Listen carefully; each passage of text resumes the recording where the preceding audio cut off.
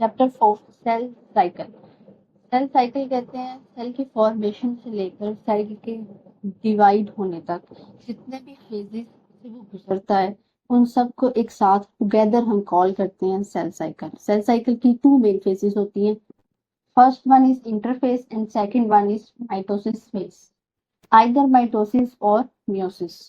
In short मैं कहना चाह रही हूँ जो भी सेल सेल साइकिल से गुजरेगा वो इंटरफेज से जरूर गुजरता है। उसके बाद वो एक फेज में जो सेल साइकिल की सेकंड फेज होती है उसमें दाखिल हो जाता है, उसको कहते हैं सेल डिवीजन फेज। अब वो सेल डिवीजन फेज की टू टाइप्स होती है, माइटोसिस फेज, मियोसिस फेज। उसमें से उसने किसी एक में जाना है। अगर आपसे कोई पूछ ले कि क्या सेल माइटोसिस फेज में जाता है तो क्या वो इंटरफेस में भी जाएगा? यस। क्या सेल मियोसिस फेज में जाता है तो वो इंटरफेस में भी जाएगा? यस। इंटरफेज इज कंपल्सरी, लेकिन माइटोसिस और मियोसिस दोनों में से किसी एक में जाएगा, दोनों में नहीं जाएगा। सेल साइकिल की टू मेन फेजेस हैं, आपने याद रखना है। सबसे पहली फेज होती है इंटरफेस। अगर सेल उसको कंप्लीट कर ले उसके बाद उसकी मर्जी होती है वो सेल डिवीजन फेज में जाना चाहता है या नहीं। जब भी मैं सेल डिवीजन फेज की बात करूं तो इसका मतलब माइटोसिस भी मियोसिस भी दोनों आ जाती है इसके अंदर, और ये सीक्वेंस चेंज नहीं हो सकता। सेल साइकिल में जब भी सेल जाएगा वो हमेशा इंटरफेस में पहले जाएगा। फर्स्ट हमें इंटरफेस मिलती है, उसके बाद हम जाते हैं सेल डिवीजन फेज में, जो माइटोसिस हो या मियोसिस हो, कुछ भी हो सकता है। आप ये नहीं कह सकते कि सेल डिवीजन फेज पहले आए और इंटरफेज बाद में आए। नो, 0.0% चेंजिंग भी नहीं हो सकती, अदरवाइज म्यूटेशंस एरर्स 100% मिलेंगे आपको। सेल सेल साइकिल में जाता क्यों है, वो इस प्रोसेस से गुजरता क्यों है, उसको जरूरत ही क्या थी? सेल डुप्लीकेट होना चाहता है, डिवाइड होना चाहता है, एक से दो बनाना चाहता है, आगे ग्रोथ करना चाहता है, रिप्रोडक्शन करना चाहता है, अपनी जो नस्ल दर नस्ल जिस तरह इंसान चलाते हैं इसी तरह सेल भी चलाते हैं। That's fine. जिस तरह इंसानों की एक मुद्दत होती है जिंदगी की, इसी तरह सेल की भी एक मुद्दत होती है जिंदगी की। उसके बाद सेल की भी डेथ हो जाती है और उसकी जगह न्यू सेल्स आ जाते हैं। लॉन्ग वाइज है लेकिन ये वाला टॉपिक आपका शॉर्ट वाइज है। सेल साइकिल का इंटरफेज वाला टॉपिक, इसमें से सिर्फ शॉर्ट क्वेश्चंस पढ़ने हैं आपने, लेकिन जो इसकी सेल साइकिल की सेल डिवीजन फेजेस आएंगी, माइटोसिस और मियोसिस, इसमें से लॉन्ग करेंगे। ये वाला पैराग्राफ सिर्फ हम कंसेप्ट के लिए रीड कर रहे हैं और आपने इसको समझना है, याद करने की जरूरत बिल्कुल भी नहीं है। The cell follows a regular series of events called the cell cycle during its life. Cell अपनी जिंदगी के दौरान एक सीरीज जो फॉलो कर रहा है, जिनको मुताबिक वो चल रहा होता है। सीरीज आप सीक्वेंस ले लें, आप पैटर्न ले सकते हैं। रेगुलर मतलब कि आप किसी को आगे किसी को पीछे नहीं कर सकते, जिस तरह स्टेप बाय स्टेप वो आ रही है उसी तरह वो चलेंगे, राइट। और सीरीज कह लें कि वन के बाद वन फेज, एक साथ नहीं सारी फेजेस में वो जा सकता, वन बाय वन। अपनी जिंदगी के दौरान जितने भी वो एक रेगुलर सीरीज ऑफ इवेंट से गुजरता है उसको हम कहते हैं cell cycle. This series includes stages of, अब इस सीरीज में क्या हो सकता है, उसकी ग्रोथ होगी, प्रिपरेशन होगी, किस चीज की प्रिपरेशन होगी, सेल डिवीजन की प्रिपरेशन होगी। The process of cell division में happen in any of two. वही बात आ गई कि सेल की जो डिवीजन है वो दो तरीकों से हो सकती है। सेल जैसे के जैसे होते हैं ना वैसे के वैसे ही डुप्लीकेट हो जाते हैं, जबकि मियोसिस में थोड़ी बहुत चेंजेस होती हैं सेल में, और वो चेंजेस अडेप्टेटिव होती है, मतलब बेनिफिशियल चेंजेस होती हैं, वो की जाती हैं। अगर दूसरी चेंजेस हो जाए जो डैमेजेबल है तो नुकसान भी हो सकता है। Cell produce special cells with half the genetic material needed for reproduction. Okay, meiosis में क्या होता है, कुछ जो स्पेशल सेल्स की उसने बात की, यहाँ गेमेट सेल्स की बात कर रहा है, उनका जेनेटिक मटेरियल कंबाइन होता है और फिर एक फर्दर सेल बन जाता है, उसको जाइगोट कहते हैं। या फर्दर रीड करेंगे कंप्लीट डिटेल से, याद भी करेंगे। Mitosis is essential for growth and repair in the body. Okay, mitosis क्यों जरूरी होती है? लेकिन सेल की प्रोग्राम डेथ की जाती है और सेल की एक्सीडेंटल डेथ भी होती है, वो आप फर्दर रीड करेंगे, राइट। अच्छा, माइटोसिस में सेल डिवाइड होता है, ठीक है, तो उसके लिए डिवाइड होने होगा। डेट्स वाइज उसने कहा है कि माइटोसिस में जरूरी है सेल की ग्रोथ के लिए और रिपेयर इन द बॉडी, ताकि न्यू सेल्स आते रहे और पुराने वाले रिमूव होते रहे। म्यूसिस में क्या होता है, ये हमारे लिए जरूरी होती है रिप्रोडक्टिव सेल्स के लिए, जो further healing and passing on traits, मतलब जेनेटिक मटेरियल फर्दर ऑब्सेप्टिन्स में ट्रांसफर करने के लिए, नेक्स्ट जनरेशन में ट्रांसफर करने के लिए। In this chapter we will explore the events of the cell cycle and cell division. Cell cycle आपने कंप्लीटली टॉपिक कॉन्सेप्ट डिटेल पढ़नी है। इस पैराग्राफ में भी आपने सिर्फ सेल साइकिल जो है एज अ कॉन्सेप्ट करना है, याद करने की इसको कोई जरूरत नहीं है, सिर्फ कॉन्सेप्ट रीड करेंगे। It is a series of events that take place in the eukaryotic cells from its formation to its division into two daughter cells. The cell cycle can be divided into two main phases, interphase and the mitosis phase. Confuse नहीं होना कि हमें phases की समझ नहीं आ रही, एक बार दोबारा कॉन्सेप्ट रिपीट कर देती हूँ। सेल साइकिल की दो फेजेस होती हैं, इंटरफेज और सेल डिवीजन फेज। और सेल डिवीजन फेज जो होती है वो दो तरह की होती है, एक माइटोसिस फेज होती है और एक मियोसिस फेज होती है। जो सेल साइकिल की जो इंटरफेस होती है, हर सेल उसमें से जरूर गुजरता है, लेकिन जो सेकंड फेज होती है सेल साइकिल की, जिसे हम सेल डिवीजन फेज कहते हैं, कुछ सेल माइटोसिस जाते हैं, कुछ सेल मियोसिस जाते हैं, लेकिन ज्यादातर सेल माइटोसिस जाते हैं। यहाँ पर उसने लाइन मेंशन कर दी कि सेल साइकिल को हम डिवाइड करते हैं दो मेन फेजेस में, इंटरफेस, माइटोसिस फेज। और यहाँ पर उसने लाइन डिवाइड की कि सेल डिवीजन दो तरह की होती है, माइटोसिस और यहाँ पहली लाइन में उसने जो बात की है कि यूकैरियोटिक्स की डिवीजन टू डॉटर सेल्स में करने के लिए, मतलब जो दो न्यू सेल्स बनते हैं ना, उसको हम डॉटर सेल कह रहे हैं, तो उसके लिए सेल साइकिल जरूरी है यूकैरियोटिक के लिए।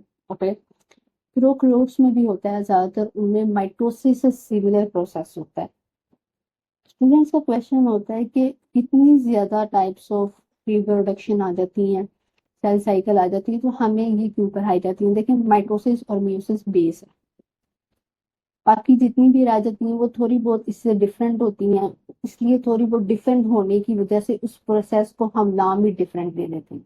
लेकिन अगर आप बाकी समझना चाहते हैं तो आप पहले इनको समझें, और अगर आपने इनको समझ लिया तो समझें आपने बाकी सबको भी समझ लिया, मतलब उनके बेसिक्स तो आपको आ ही जाएंगे। और ये एक बेस होती है कि मियोसिस हमेशा यूकैरियोटिक सेल्स में होती है, जबकि माइटोसिस हमें मिलती है प्रोकैरियोटिक सेल्स में। माइटोसिस से सिमिलर प्रोसेस होता है, कुछ बैक्टीरिया उसके अंदर जाते हैं और द स्टडी आ जाती है। नेक्स्ट आपको चैप्टर मिलेगा 9 में आए, 10 में आएगा जरूर। नेक्स्ट हमारा पॉइंट है इंटरफेस की बात करते हैं। इंटरफेस आपका एक्सरसाइज शॉर्ट है तो आपने इसे कंप्लीट कर लेना है। This phase lasts for about 90% of the total time of the cell cycle. Cell cycle की दो फेजेस थी, सेल डिवीजन फेज और इंटरफेज। अगर बात करें सेल किस फेज में सबसे ज्यादा रहता है, तो वो इंटरफेज में 90% रहता है। During interphase the cell perform the life functions according to its speciality and prepare itself for next division. Interphase consists of the following three phases. Interphase की 3 phases होती हैं। इंटरफेस आपसे आसान अल्फाज में पूछा जाए तो क्या है, कह सकते हैं कि सेल साइकिल की वो फेज है जिसमें सेल खुद को प्रिपेयर करता है सेल डिवीजन के लिए, जिसमें सेल अपने लाइफ फंक्शन परफॉर्म करता है, जिसमें सेल अपनी ग्रोथ करता है, जिसमें सेल मेच्योर होता है। ये 3 फेजेस कॉन्सेप्ट के लिहाज से क्यों इंपॉर्टेंट है, क्योंकि जब आप अंडर माइक्रोस्कोप देखेंगे राइट, तो आपको वहां पर ये नहीं लिखा होता कि this is G1 phase, this is S phase, this is G2 phase. वहां पर ये करेक्टरिस्टिक्स जो आपको बताने वाला है कि G1 फेज में ये होता है, G2 फेज में ये होता है, ये देखकर आपको आइडिया होता है, ये देखकर आप अंदाजा लगाते हैं कि यस, करंटली जो सेल मैं अंडर माइक्रोस्कोप देख रही हूँ वो G1 फेज में है, वो S फेज में है, वो G2 फेज में है। ये पहले मैंने कहा आपको शॉर्ट क्वेश्चन दिखा दूं ताकि आपको आइडिया रहे कि ड्यूरिंग लेक्चर हमने इस चीज पर फोकस रखना है, क्योंकि ये हमारे एक्सरसाइज शॉर्ट में आ रही है, और अगर हमें कॉन्सेप्ट आता होगा तो हम खुद भी लिख सकते हैं। क्वेश्चन हमारे पास G1 फेज के मुतालिक है, इसमें आप कंप्लीट G1 फेज लिख दोगे। और उसके बाद सेकंड क्वेश्चन हमारे पास S फेज के मुतालिक है, और इसमें आप S फेज को कंप्लीटली राइट कर दोगे। क्वेश्चन 2 में उसने असल मकसद पूछा है एस फेज होती क्यों है, सेल साइकिल में इसका फंक्शन क्या होता है, हम इसको एस फेज क्यों कहते हैं। हम सिर्फ पूरा पॉइंट आंसर देंगे, हम पूरा क्यों लिखें। बच्चों, जो चीज वो पूछ कर जाता है उसके आगे और स्टार्टिंग और एंडिंग लाइन आपने खुद से ऐड करनी होती है। अब आप डायरेक्टली तो नहीं स्टोर कर दोगे कि एस फेज क्या है, पहले आप थोड़ा सा उसको बताओ कि सेल साइकिल में इंटरफेस होती है, इंटरफेस में एस फेज होती है। इस तरह से करके आप एक लाइन लिखोगे, फिर उसके बाद एस फेज की डेफिनेशन बताओगे, इस तरह आप डिफाइन करना शुरू करोगे। डायरेक्टली एस फेज का पर्पस नहीं बताना। ये तो बेसिकली इसका क्वेश्चन करने का तरीका होता है ना, कि असल में मकसद क्या है। अब वो कुछ भी कह सकता था, डायरेक्टली पूछ लेता what is S space, define S space, वो कुछ भी कह कर जाए, आपने थोड़ा सा अपना आइडिया देकर स्टार्टिंग एंडिंग करनी है।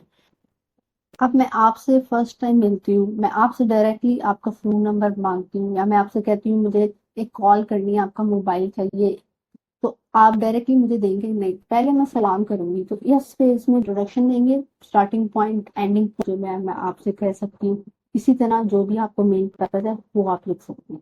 इसी तरह क्वेश्चन कुछ भी होना, शॉर्ट में कहते हैं, शॉर्ट पैराग्राफ कंप्लीटली ना लिख देते हैं, मतलब जो उसके इंपॉर्टेंट पॉइंट्स होते हैं ना जिस टॉपिक से रिलेटेड, वो जरूर मेंशन करते हैं। यहाँ पर उसने इवेंट्स पूछे हैं G1 फेज के, तो इसमें क्या होता है, सेल की ग्रोथ है, प्रोटीन वगैरह की फॉर्मेशन हो जाती है। इस टॉपिक से रिलेटेड आपके एक्सरसाइज क्वेश्चंस में सिर्फ यही है, तो आपने ये टॉपिक शॉर्ट में करना है, लॉन्ग में करने की जरूरत नहीं है, तो मैं मार्क कर दूं अगर सिर्फ ये G1 जो फेज है वो आपने एज अ लॉन्ग शॉर्ट करनी है, और इसको ही आपने याद करना है बस, ठीक है। उसके बाद और यहाँ पे एस फेज है, इसको ही आपने एज अ शॉर्ट करते हैं। उसके बाद हम रीड कर लेते हैं कि इन दोनों फेजेस में वो असल में हमें कहना क्या चाह रहा है। बहुत ही आसान है, कॉन्सेप्ट है, सुनिएगा।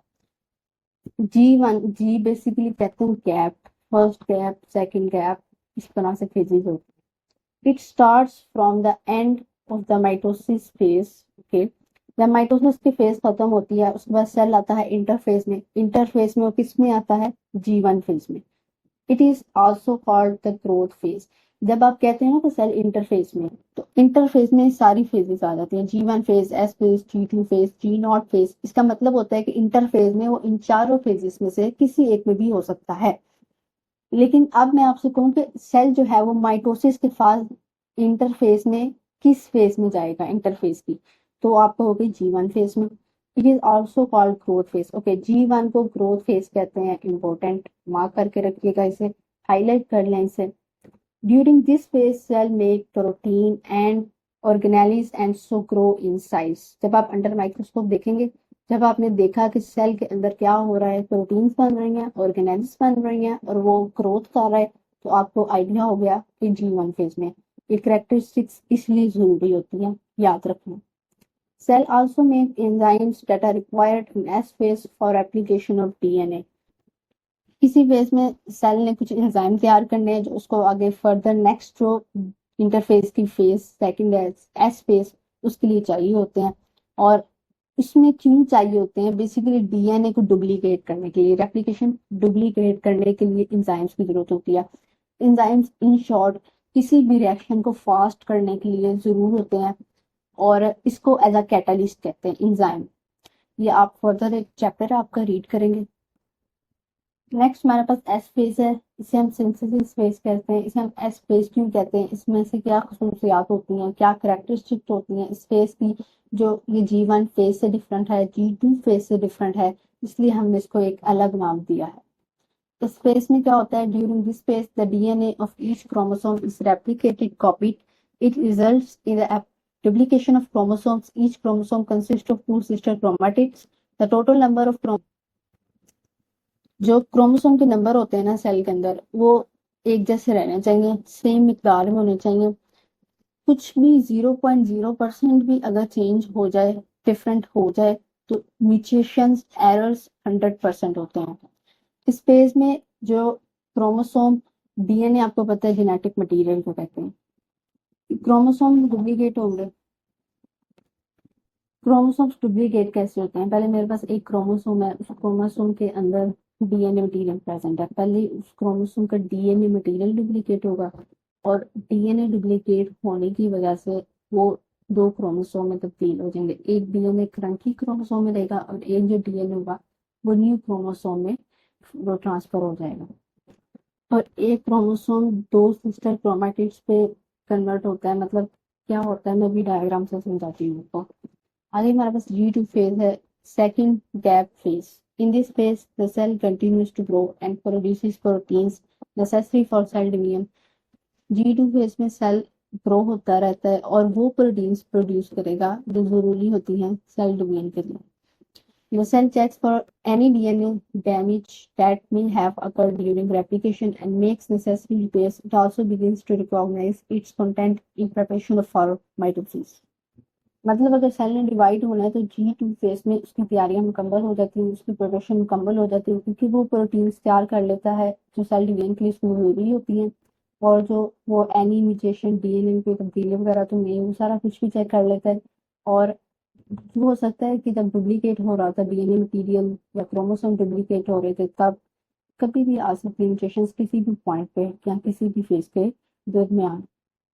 यहाँ पर जो उसने लास्ट लाइन मेंशन की है, also begins to recognise its content in preparation, मतलब कि वो फुल तैयार हो जाता है माइटोसिस सेल डिवीजन में फेज में जाने के लिए। नेक्स्ट उसने मेंशन कर दिया कि इंटरफेस के बाद सेल एंटर हो जाता है डिवीजन फेज में और डिवाइड हो जाता है टू डॉटर सेल्स में। Event of cell cycle are controlled by special genes, all phases occur in a sequence. चाहे वो इंटरफेस की है, चाहे वो माइटोसिस की है, चाहे वो मियोसिस की है, हमेशा सीक्वेंस में अकर होती हैं। अगर आपने सीक्वेंस चेंज कर दिया तो म्यूटेशंस एरर्स 100% आपके लिए, और कैंसर वगैरह बहुत सारा कुछ।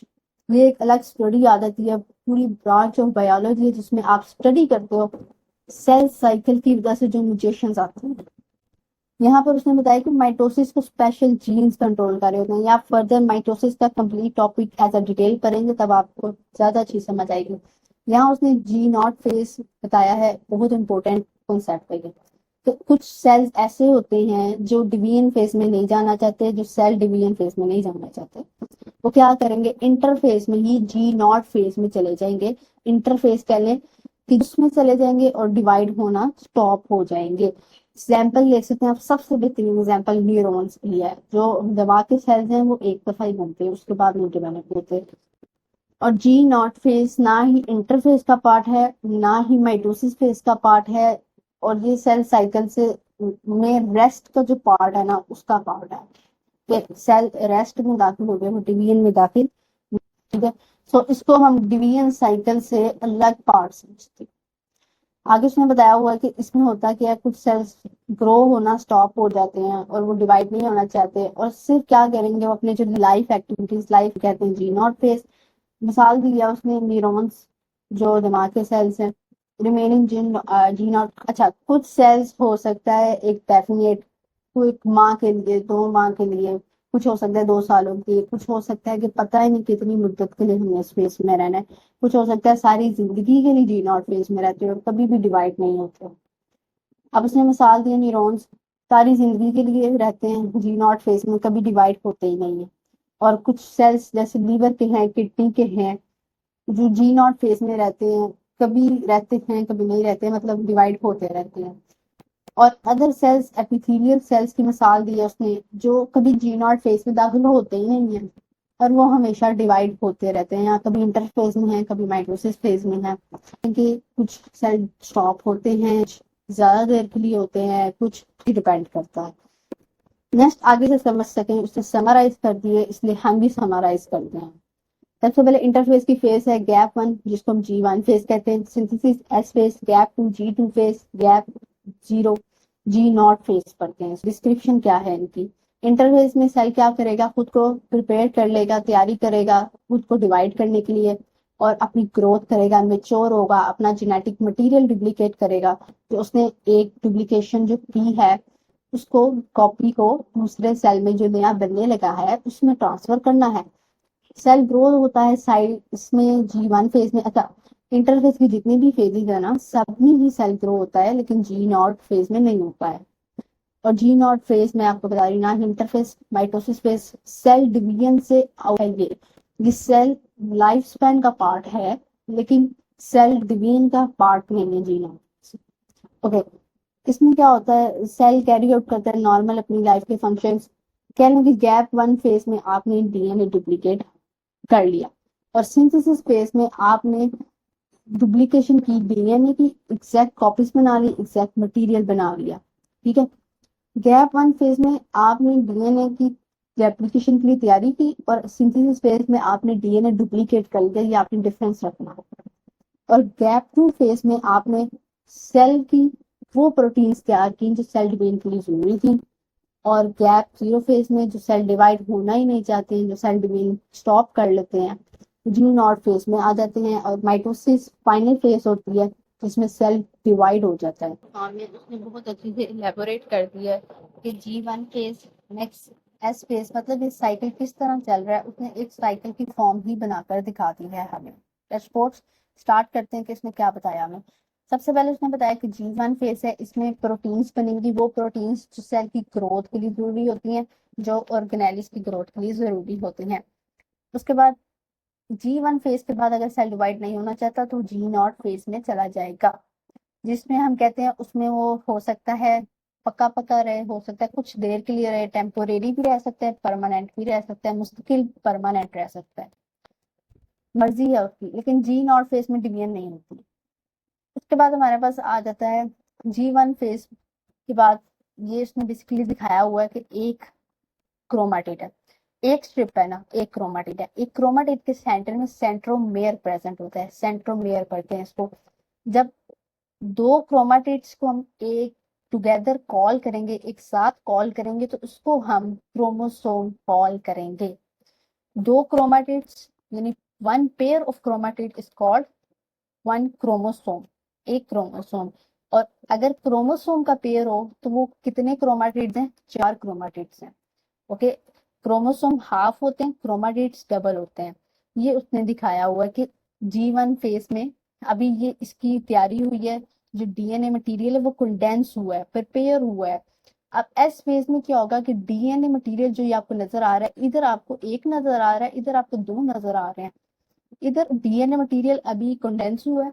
डीएनए अगर न्यूक्लियस में देखा जाए ना, जब सेल इंटरफेस में होता है तो वो क्रोमाटिन की फॉर्म में प्रेजेंट होता है, मतलब धागे से बने होते हैं। लेकिन जब सेल ने डिवाइड होना होता है तो डिवीजन की तैयारी के लिए सबसे पहले वो क्रोमाटिन कंडेंस होता है, उस कंडेंस फॉर्म को हम कहते हैं क्रोमोसोम। ओके, सबसे पहले ये कंडेंस हो गया। ओके, क्रोमाटिन मटेरियल कंडेंस हुआ, इसने क्रोमोसोम बनाने हैं आप आगे जाकर। अब ये आगे जाके डुप्लीकेट हो गया। सबसे पहले ये दिखाना चाह रहा है कि G1 फेज में वो तैयार हुआ डीएनए, और एस फेज में डीएनए डुप्लीकेट हो गया। यहाँ देखें, डुप्लीकेशन ऑफ क्रोमोसोम। उसके बाद जब डीएनए डुप्लीकेट हो गया तो समझे आधी जो इंटरफेज है वो कंप्लीट हो गई है। अब सेल ने डिवाइड होना है, अब तकरीबन तैयारी हो चुकी है। लेकिन डीएनए डुप्लीकेट होने के बाद अब वो प्रोटीन्स की तैयारी की जाएगी जो सेल डिवीजन के लिए जरूरी है। तो हम यही करेंगे, G2 फेज में अब वो प्रोटीन्स की तैयारी है जो सेल डिवीजन के लिए जरूरी है। उसके बाद सेल माइटोसिस फेज में चला जाता है। माइटोसिस फेज को हम सेल डिवीजन फेज ही कहते हैं। आपने ये डिफरेंस याद रखना है। G1 फेज में वो प्रोटीन्स की फॉर्मेशन है जो सेल की ग्रोथ के लिए, ऑर्गेनेलिस की ग्रोथ के लिए जरूरी है। G2 फेज में उन प्रोटीन्स की फॉर्मेशन है जो सेल की डिवीजन के लिए जरूरी है। और एस फेज में हम डीएनए मटेरियल को डुप्लीकेट कर देते हैं, और G1 फेज में हम डीएनए की डुप्लीकेशन के लिए तैयारी करते हैं। ओके।